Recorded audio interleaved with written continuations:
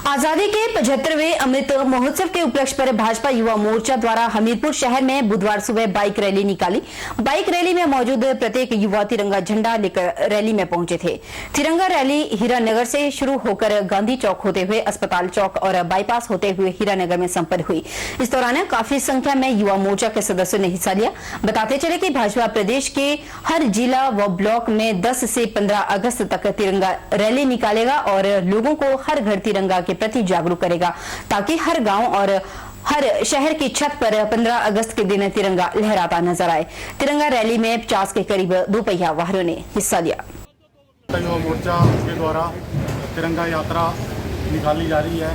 ये हीरानगर से शुरू होकर मोटा चौक जाएगी और उससे बाईपास से घूम के फिर हीरानगर में इसका समापन रखा गया है। ये ऐसी रैली युवा मोर्चा के द्वारा पूरे देश में प्रदेश में आज और 11 से 15 तक ये रैली निकाली जा रही है। नूरपुर क्षेत्र में समय के बदलते दौर के साथ साथ अब किसान फसलों के साथ सीजनल सब्जियां उगाने की ओर अपना रुख कर रहे हैं, लेकिन जब उनकी सब्जियां तैयार हो जाती है तब उन्हें मंडियों में सही दाम उसके नहीं मिल पाते। तब किसानों में अक्सर निराशा और मायूसी देखने को मिलती है, क्योंकि जितनी मेहनत किसान सब्जियों को उगाने में करता है उसका लाभ होलसेल या रिटेलर उठा लेते हैं। कई बार किसानों द्वारा जो खर्चा किया जाता है वह भी पूरा नहीं हो पाता। सरकार से अपील की है कि सब्जियों के रेट भी फिक्स किए जाए, क्योंकि इस साल पिछले साल में से बीज, दवाइयां, लेबर, तार, रस्सी सब चीजों की महंगाई के चलते रेट भी बढ़ चुके हैं। अगर रेट सही मिल जाए तो उनका काम, उनकी आर्थिक स्थिति ठीक हो सकती है। पिछले 2 साल से खीरा लगा रहा हूँ। पिछले साल ही मैंने 17 कनाल ही लगाया था, उसमें मेरे को नुकसान हुआ काफ़ी। इस बार भी मैंने लगाया हुआ 17 कनाल। महंगाई ज़्यादा है, रस्सी, तार, बीज, लेबर, तो पिछले साल भी रेट मेरे को अच्छा नहीं मिला। मेरी सरकार से यही गुजारिश है कि इस बार थोड़ा रेट ठीक हो जाए तो हमारा काम चल पड़े। जी महाराज, साड़ी पिछले साल भी ऐसे मिलकर काम करते हैं सब्जी खीरे का। पिछली बार भी साढ़े को नुकसान हुआ था, रेट नहीं मिला ठीक। इसलिए इस बार भी ऐसी खीरा लगाया है 17-18 कनाली। इस बार सारी गुजारिश है ताकि अच्छे दामों से, रेट से सारा खीरा बिकना चाहिए। वहीं नूरपुर विधानसभा के मलकवाल के पास बडूनी मोड़ पर स्थित मां काली बडूनी माता मंदिर की महिमा अपरंपार है। यहाँ जिसने भी सच्चे मन से मांगा है कभी खाली हाथ नहीं लौटा। इस मंदिर की आस्था की बात की जाए तो मां शक्ति इतनी है कि मात्र मंदिर बनाने से जो धार पहाड़ी लगातार गिरती रहती थी, मां की कृपा से अब वह गिरना बंद हो गई। मंदिर सेवादार करण हीर ने मां काली बडूनी माता मंदिर की जानकारी देते हुए कहा कि यह मंदिर मालाबाल से 1 किलोमीटर दूर बडूनी गांव में बडूनी मोड़ पर स्थित है। यह मंदिर 2000 को यहां पर स्थापित किया था। इससे पहले पुराना रास्ता ऊपरधार पहाड़ी से जाता था, वहां से लोग पैदल ही जाया करते थे। नीचे नई सड़क बनी। जब से इस धार से सड़क बनाई गई तब से लगातार गिरती ही रहती थी। 10 साल लगातार जैसे जरा सी भी बारिश होती तो इस धार से मलबा गिर जाता था, रास्ता बंद हो जाता था। पीडब्ल्यूडी विभाग बार बार रास्ता खोलती लेकिन बंद हो जाता। फिर विभाग में काम कर रहे एक कर्मचारी जो चेला भी था, उसने कहा कि अगर ऊपर जो माँ का मंदिर है उसे नीचे सड़क पर बनाया जाए तो यह धार पहाड़ गिरना यहाँ पर रुक सकती है। था ये धार गई है सामने, इसके ऊपर से जाते थे लोग, पैदल जाते थे, ये रास्ता नया बना। जब ये धार से काटी गई तो ये रुकती नहीं थी। को 10 साल ये धार जो आनी शुरू हो गई यहाँ, बड़ी मुश्किल। जब भी माड़ी सी भी बारिश हो तो आज बाहर जो रोड था बंद हो जाता था। पीडब्ल्यूडी खोलती थी, फिर दूसरे दिन बंद। फिर जो ये हमारे पीडब्ल्यूडी के स्टाफ के बंदे थे, उनमें एक चेला था, उसने जो है वहाँ बताया कि ये मंदिर ऊपर वाला माता नाराज है कुछ, इस मंदिर को उस वहाँ से नीचे लेके आओ।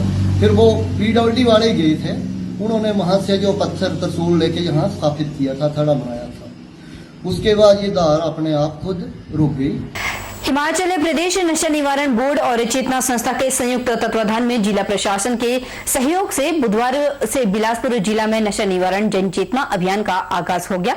नशा निवारण बोर्ड के प्रदेश संयोजक एवं सलाहकार ओपी शर्मा और चेतना संस्था के युवा समाज सेवी हरीश नड्डा ने यहां राष्ट्रीय महाविद्यालय और इसके बाद सीनियर सेकेंडरी स्कूल पंजगाई में नशे के खिलाफ बच्चों को जागरूक किया। यह कैंपेन 20 अगस्त तक चलेगा, जिसके तहत सीनियर सेकेंडरी स्कूल और कॉलेज के छात्रों को नशे के प्रति जागरूक किया जाएगा। खास बात इसमें ये रहेगी कि 16 अगस्त को इंडोर स्टेडियम बिलासपुर में होने वाले जागरूकता कार्यक्रम में फिल्म अभिनेता और पद्मश्री मनोज जोशी बतौर मुख्य अतिथि शिरकत करेंगे और नशे को लेकर युवाओं को जागरूक करेंगे। इस कार्यक्रम का एक हमने अहम भूमिका रखी है, जिसमें हमने बॉलीवुड अभिनेता हैं, पद्मश्री हैं मनोज जोशी जी, जिन्होंने बहुत सी ऐसी फिल्मों में काम किया है, सभी लोग उनको भलीभांति जानते हैं।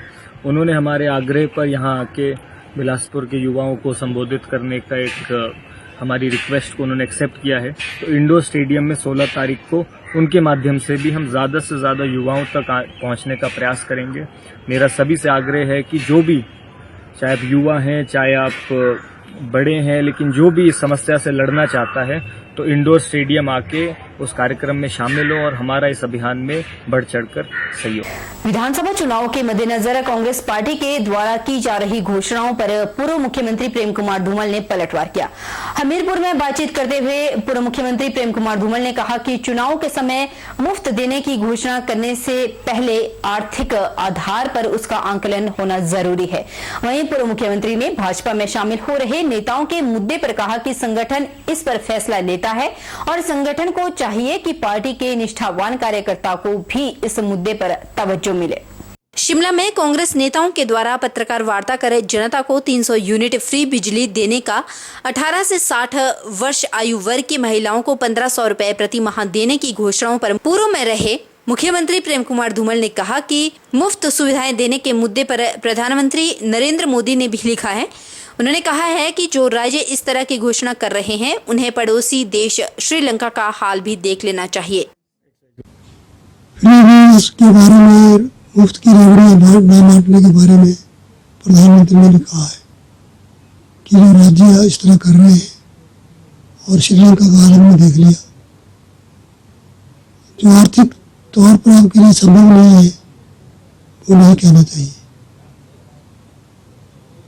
300 यूनिट फ्री देने की बात हो या कुछ और फ्री देने की बात हो, ये सही स्थिति नहीं है। आखिर पैसा कहाँ से आएगा?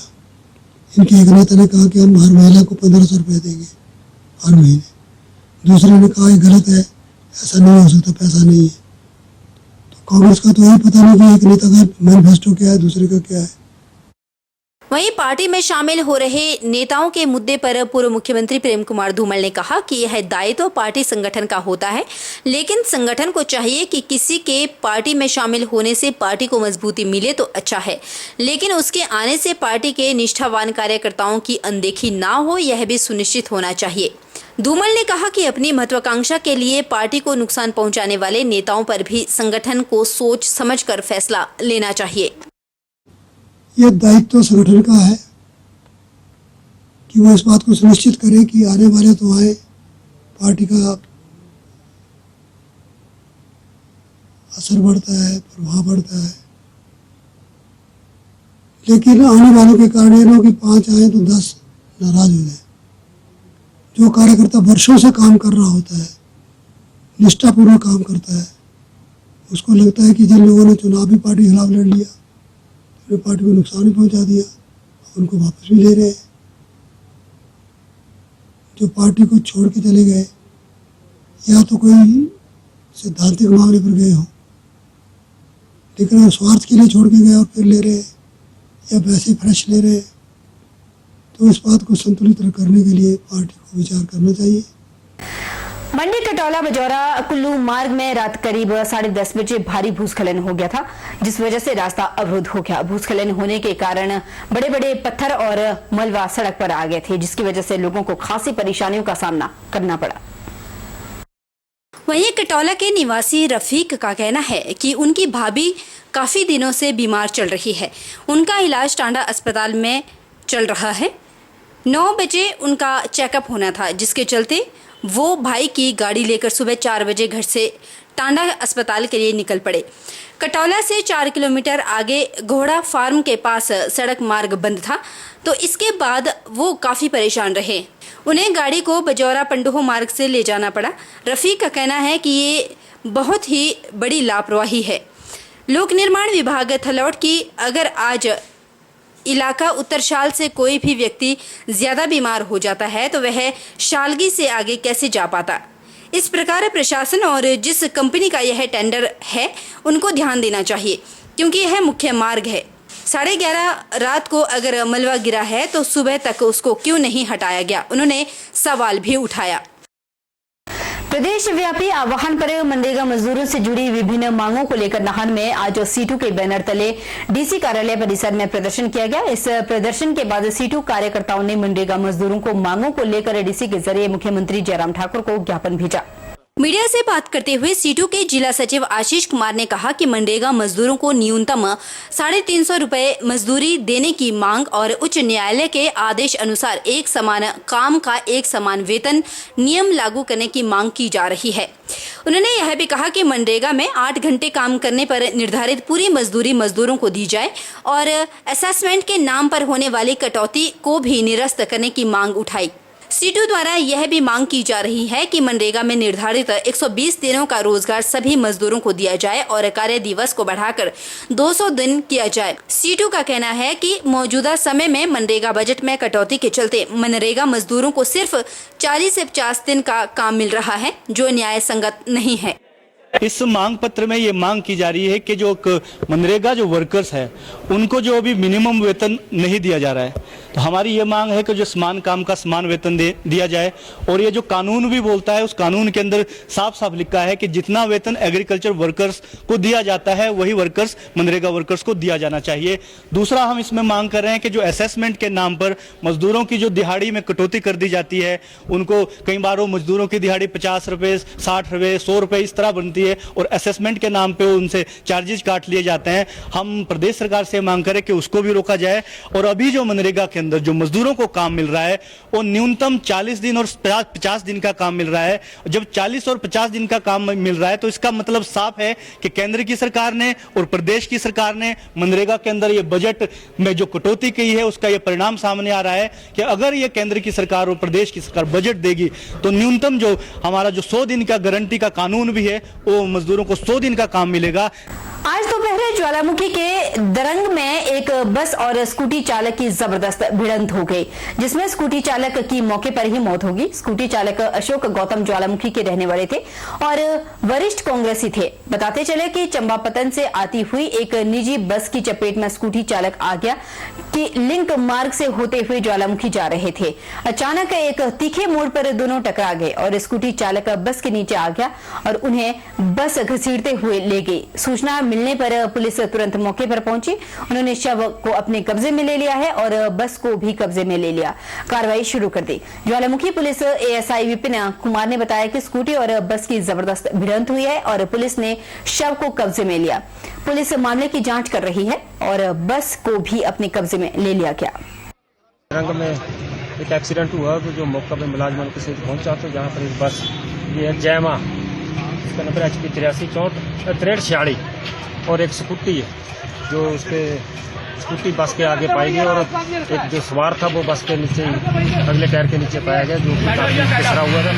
जो बस जो उसको स्कूटी और चालकों की सीटते हुए ले गई है, जिससे उसकी मौका पर ही मौत हो गई। अब आगे की कार्रवाई करें, पूछताछ कर रहे हैं, बाकी जैसा भी होगा उसके खिलाफ कार्रवाई की जाएगी। अभी तक ड्राइवर का पता नहीं चल रहा है। बहरहाल बुलेटिन में इतना ही। आप बने रहिए हमारे साथ और देखते रहिए HP 24/7।